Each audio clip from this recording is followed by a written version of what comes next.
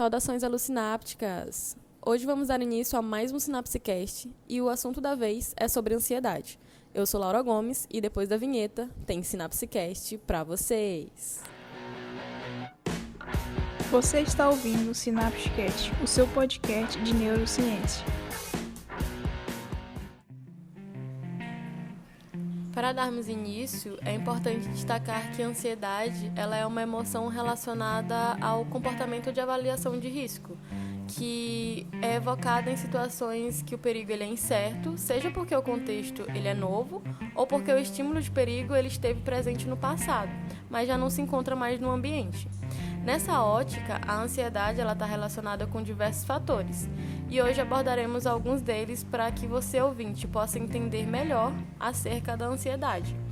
Assim, a gente pode entender que a ansiedade é uma emoção normal em que em algumas situações ela pode ser tão angustiante e atrapalhar tanto a vida de uma pessoa que os profissionais da saúde mental eles passam a considerá-la um problema.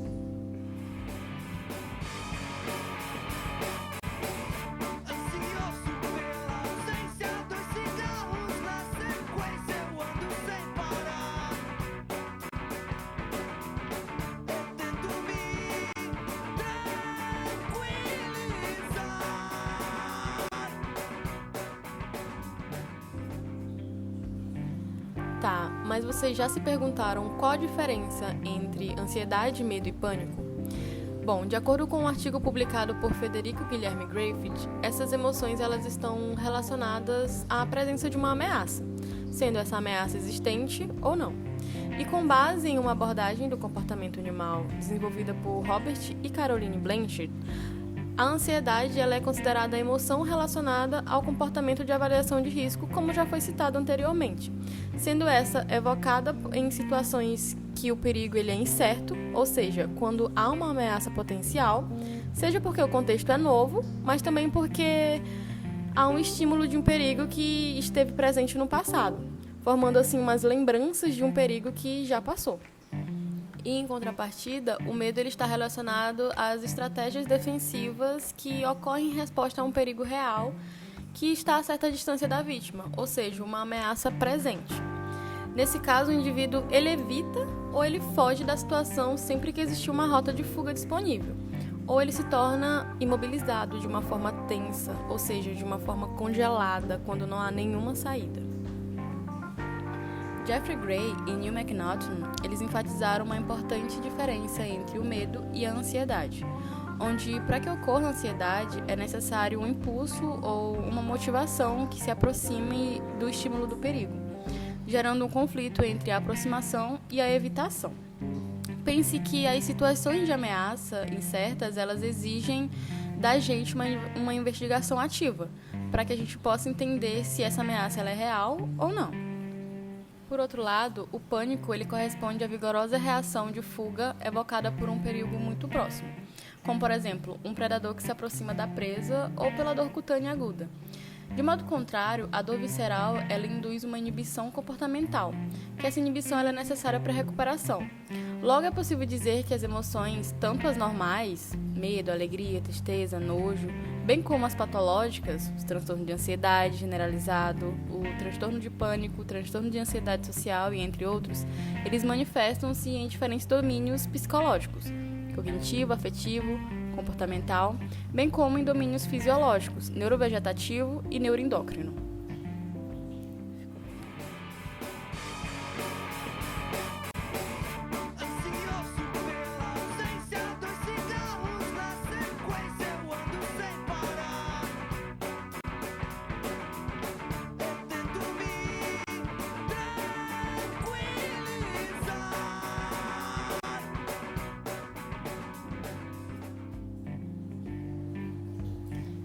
Bom, mas vocês já se perguntaram qual a relação entre a ansiedade e o estresse? Bem, a resposta ao estresse é o resultado da interação entre as características das pessoas e as demandas do meio, ou seja, a discrepância entre o meio externo e o meio interno e a percepção do indivíduo quanto à sua capacidade de resposta. E essa resposta ao estressor, ela compreende em aspectos cognitivos, comportamentais, fisiológicos, visando a proporcionar uma melhor percepção da situação e de suas demandas, assim como um processamento mais rápido das informações disponíveis, possibilitando uma busca de soluções, solucionando condutas adequadas e preparando o organismo para agir de maneira mais rápida e vigorosa. A sobreposição desses 3 níveis, fisiológico, cognitivo e comportamental, é eficaz até certo limite, e uma vez ultrapassado esse limite, pode desencadear um efeito desorganizador, onde desse modo as diferentes situações estressoras que ocorrem ao longo dos anos e as respostas a elas variam entre os indivíduos na sua forma de apresentação, podendo ocorrer manifestações psicopatológicas diversas, como sintomas inespecíficos de depressão ou ansiedade, ou transtornos psiquiátricos definidos, como por exemplo os transtornos de estresse pós-traumático ou os transtornos de ansiedade generalizada. Sendo assim, a hipótese mais aceita é que o estresse é um precursor da severidade ou de presença de sintoma de ansiedade ou de transtorno de ansiedade, onde isso tem sido alvo de estudos recentes em adultos e adolescentes. Só que pouco se sabe como é que o estresse está relacionado com essas mudanças nos sintomas iniciais da ansiedade, bem como no desenvolvimento de um transtorno de ansiedade. O que se sabe é que os sintomas iniciais da ansiedade, eles podem aparecer anos antes do surgimento de um transtorno definido e completo. Isso vai ocorrer em resposta a eventos estressores, como, por exemplo, possíveis desavenças com outras pessoas. Então, nesse sentido, os estressores dessa natureza, eles são correspondentes pelo surgimento de um transtorno mental a curto, médio e longo prazo, bem como eles podem precipitar a recorrência de quadros psiquiátricos. Sobre essa ótica, em um estudo realizado em 1999 por Martha Rutter, Laura Scaramella, Laura Ebert e Hans Corgen, com 303 adolescentes de ambos os sexos entre 12 e 13 anos, foi possível avaliar anualmente por 4 anos a relação entre a desavença entre os pais e filhos como um evento de vida estressor e os sintomas prodrômicos entre a ansiedade e a depressão e o surgimento de transtorno de ansiedade e depressão aos 19 e 20 anos. Entre os adolescentes, a presença persistente ou crescente de desavença com os pais ela foi preditiva de sintomas de ansiedade e depressão, bem como a presença de sintomas crônicos ou crescente de ansiedade e depressão, ela foi preditiva de transtorno de ansiedade ou de sentimento de pressão psicológica, onde foi possível observar que as taxas de transtorno de ansiedade, elas foram de 6,9% entre as meninas e 5,6% entre os meninos. E com isso é possível observar que esse estudo, ele é uma rara demonstração da relação casual entre os eventos de vida estressores e o surgimento de sintomas de ansiedade e depressão, onde isso vai reforçar a associação entre o estresse e a ansiedade sobre uma forma de desavença interpessoais.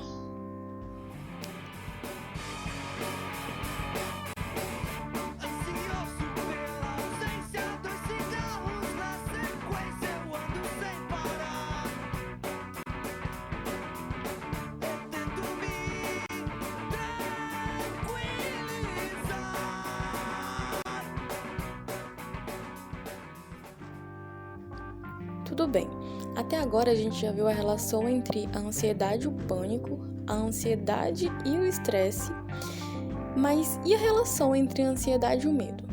Eu tô tendo uma crise de ansiedade ou eu tô sentindo medo de alguma coisa? Para a gente entender melhor essa relação, a gente tem que saber a diferença entre essas duas emoções e como é que elas vão se manifestar neuroanatomicamente. Bom, muito se supõe que existe um sistema de medo inato no encéfalo dos vertebrados e que esse sistema, na presença de uma ameaça, ele gera tanto um sentimento consciente de medo quanto as respostas comportamentais e fisiológicas típicas dessas experiências. E, em vez disso, alguns estudiosos, como por exemplo o neurocientista americano Joseph Ledoux, eles propuseram uma estrutura de 2 sistemas, sendo o primeiro um conjunto de circuitos que gera sentimentos conscientes e o segundo um conjunto que serve para controlar as respostas comportamentais e fisiológicas em frente a possíveis ameaças. Sendo que o primeiro sistema ele envolve principalmente áreas corticais e o segundo ele envolve principalmente regiões subcorticais, como a amígdala. embora certas áreas corticais elas possam interagir e regular os processamentos nessas regiões subcorticais. Bom, enquanto o primeiro sistema está associado a gerar sentimentos conscientes, o segundo está associado a operar em grande parte inconscientemente. Então, a fusão desses dois circuitos e suas funções ela tem dificultado a extensão clínica da pesquisa básica. Embora o circuito real ela seja consideravelmente mais complexa do que o sugerido pelo rótulo de dois sistemas, a estrutura ela representa uma estratégia útil em torno da qual vai reestruturar os esforços da pesquisa para alcançar uma compreensão mais profunda e diferenciada do que existe atualmente sobre como os mecanismos cerebrais eles dão origem aos sentimentos normais e patológicos do medo e da ansiedade, bem como os sintomas comportamentais e fisiológicos que acompanham esses sentimentos subjetivos. Bom, então costuma-se dizer que o medo ele é uma função inata das áreas subcorticais do cérebro, principalmente da amígdala. E essa é uma visão que decorre da ideia de que os humanos eles herdaram dos animais certas emoções básicas, que são universalmente expressas e descritas como um produto do chamado sistema límbico do cérebro. Por exemplo, o medo ele costuma ser considerado um produto da área límbica chamada amígdala, que costuma ser considerado um centro do medo, ou melhor, com uma terminologia mais contemporânea, o centro de um circuito do medo. Então, ao se deparar com uma ameaça imediatamente presente, ocorre uma ativação lá no núcleo lateral da amígdala, que, por meio de algumas conexões com o núcleo central da amígdala, inicia a expressão de reação comportamental defensiva, como, por exemplo, o congelamento, e apoia reações fisiológicas defensivas. Então, notem, portanto, que mesmo a amígdala, ela não é uma estrutura unitária, ela possui várias subdivisões. Algumas estão relacionadas com o medo e a ansiedade, e outras estão envolvidas em outras funções comportamentais. Embora os principais componentes desse circuito eles sejam subcorticais, a capacidade dos circuitos de controlar as reações e ações de defesa ela é modulada por áreas corticais. Por exemplo, a extinção de resposta defensiva ela é provocada por uma ameaça aprendida e regulada por conexões do córtex pré-frontal medial ventral do hipocampo para a amígdala. Bom, há muita coisa em comum entre a ansiedade e o medo. Por isso, os dois eles são estados aversivos, ou seja, estados desagradáveis, provocados por uma ameaça que tem como viés proteger o organismo. Só que também tem uma diferença muito explícita entre os dois, visto que o medo ele é uma emoção engatilhada por algum motivo específico e imediato. Já a ansiedade ela é engatilhada por ameaças potenciais, ou seja, aquelas situações em que não se tem a certeza do perigo. Você já ouviu aquela máxima em que diz que a depressão é o excesso de passado, enquanto a ansiedade é o excesso de futuro? Pois é, enquanto o medo ele é uma emoção momentânea, a ansiedade ela é um estado mental e corporal mais espalhado no tempo. Ela é normalmente pensada e orientada para o futuro. Uma situação que exemplifica bem a diferença entre o medo e a ansiedade é quando uma pessoa ela sai do trabalho tarde da noite e é atacada por uma pessoa no percurso para casa. Lá está a ameaça, ou seja, logo a pessoa ela vai sentir medo. E esse medo ele é momentâneo. Ele é um sentimento momentâneo. Se, no entanto, a pessoa sai do trabalho tarde da noite e em uma rua deserta ela percebe a presença de outra pessoa, o estado seria de ansiedade, porque ela não sabe se a outra pessoa ela representa um perigo ou não. Logo, o medo ele torna nosso corpo mais apto a se defender ou fugir de uma situação de frente para nós. E a ansiedade, ela antecipa essa situação para que ela seja evitada.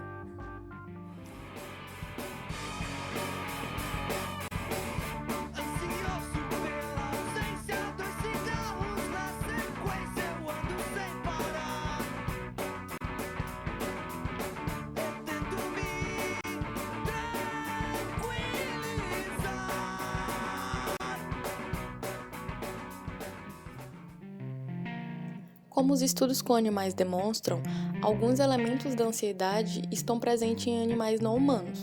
Podemos argumentar, inclusive, com base no trabalho experimental dos coordenadores da Neuroliga, que não são só os mamíferos que vivenciam esse estado comportamental, mas até mesmo os peixes, que podem apresentar o que chamamos de comportamento tipo ansiedade. Assim, a ansiedade ela parece ser evolutivamente antiga, e a neurocientista Milena Barros Viana ela aponta que tanto Freud quanto Darwin eles viam a ansiedade como uma resposta adaptativa ao perigo, um sinal que poderia, em muitos casos, se tornar disfuncional.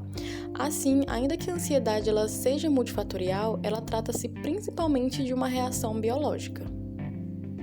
Mas, como aponta a psiquiatra Gerrit Glass, existe, por outro lado, um grande corpo da literatura mais antiga que descreve a ansiedade como um fenômeno existencial, expressando o significado de fatos universais da vida, como, por exemplo, a ameaça do absurdo, isolamento e ou eminente de não ser. E, sendo assim, há dois discursos sobre a ansiedade.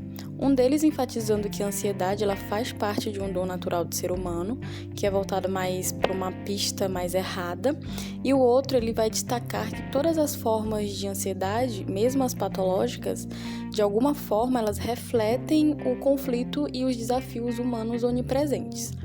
Mas assim, qual é a relação dessas duas visões? Será se o discurso sobre a ansiedade como um fenômeno existencial é uma visão errada a ser suplantada pela neurociência?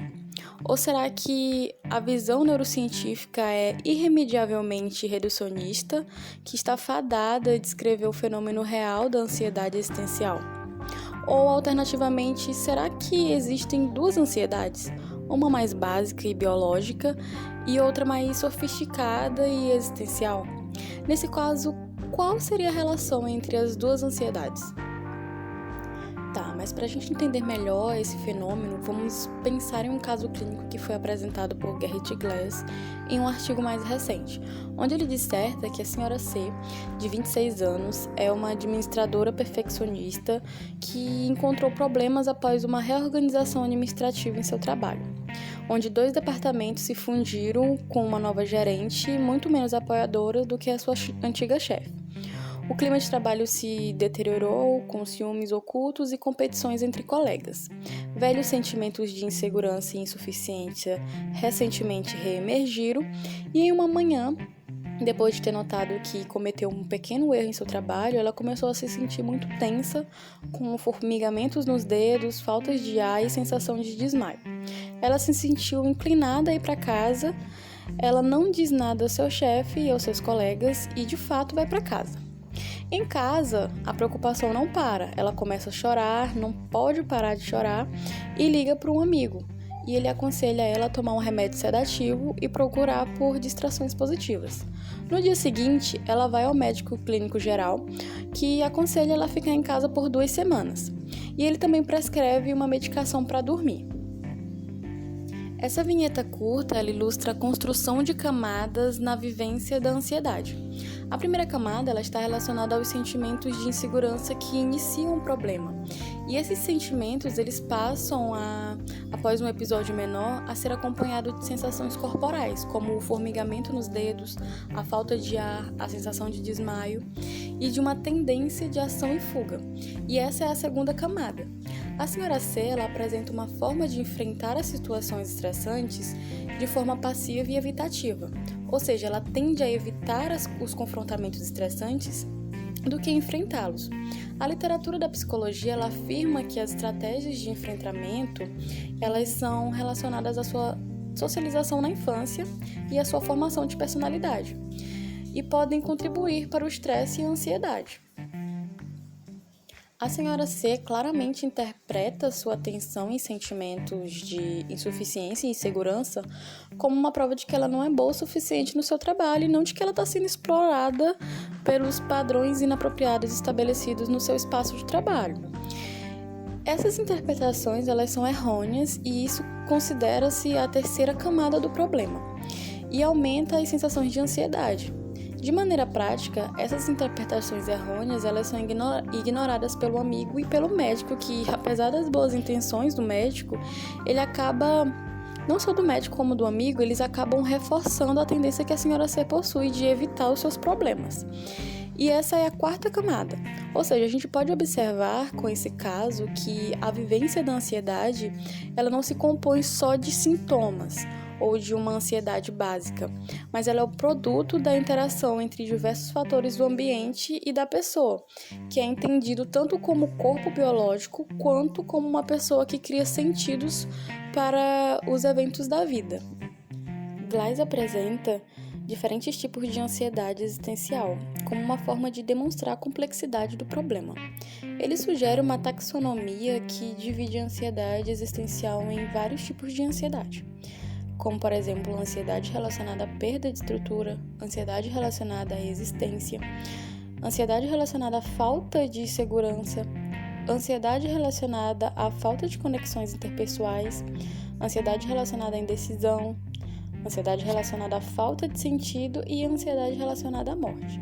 Bom, se estabelecermos uma relação em que a ansiedade biológica é a base para a ansiedade existencial, como é que essa diferenciação entre diferentes tipos de ansiedade seria estabelecida no sistema nervoso?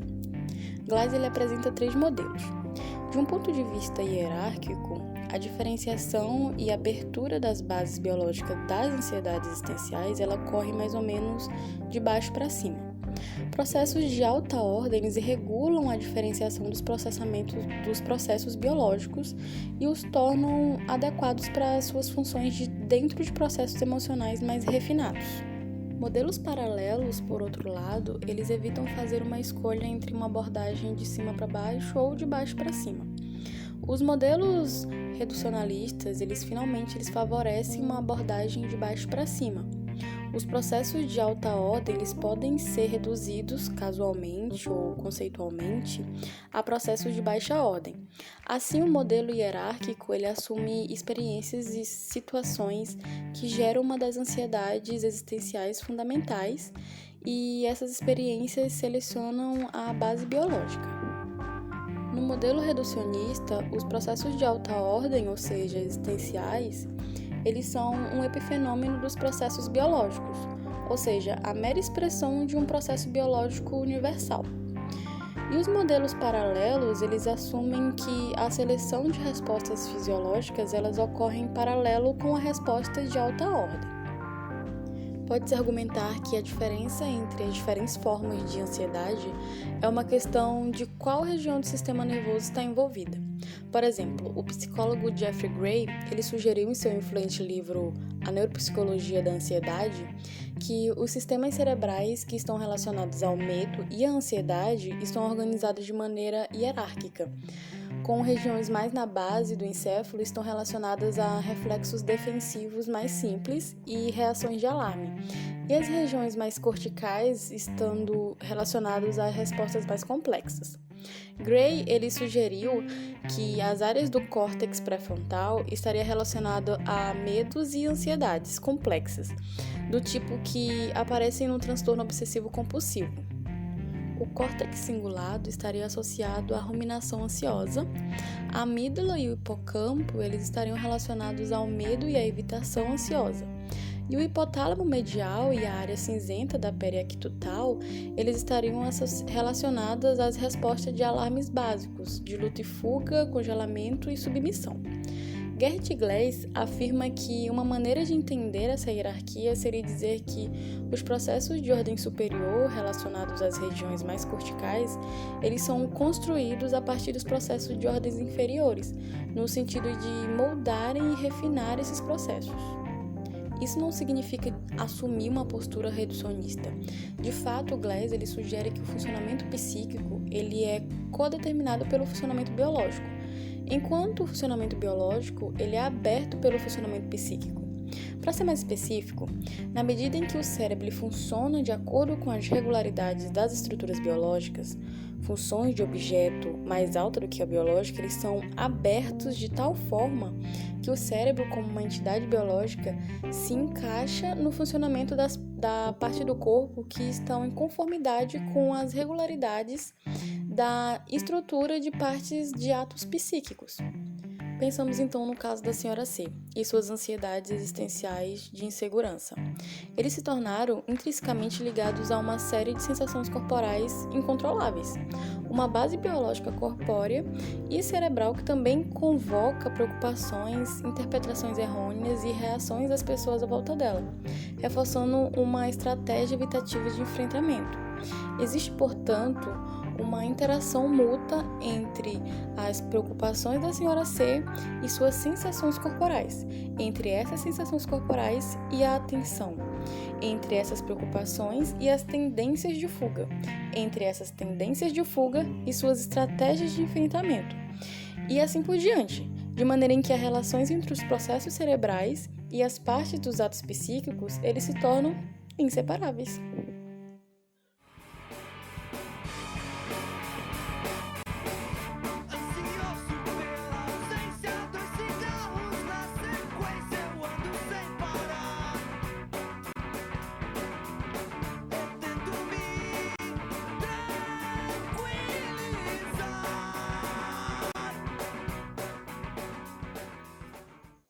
Então, pessoal, chegamos ao final de mais um episódio do SinapseCast. Comenta pra gente nas redes sociais, nos aplicativos e podcast o que você achou de mais interessante nesse episódio. Você também pode sugerir temas para próximos episódios mandando um e-mail para neuroliga.marabá@gmail.com. Esse episódio ele tocou em questões que são relevantes para o tema da Semana do Cérebro, e esse ano o tema é o cultivo da resiliência. Vários grupos no país inteiro estão nesse momento e nos próximos meses realizando atividades para discutir a questão do estresse, da ansiedade e da resiliência. Fique de olho nas redes sociais. Eu espero que você tenha gostado desse episódio do SinapseCast. Lembrando que o SinapseCast é uma iniciativa da Liga Acadêmica de Neurociência de Marabá, uma liga vinculada à Universidade do Estado do Pará e à Universidade Federal do Sul e Sudeste do Pará. Espero que vocês tenham gostado. Beijos e tchau!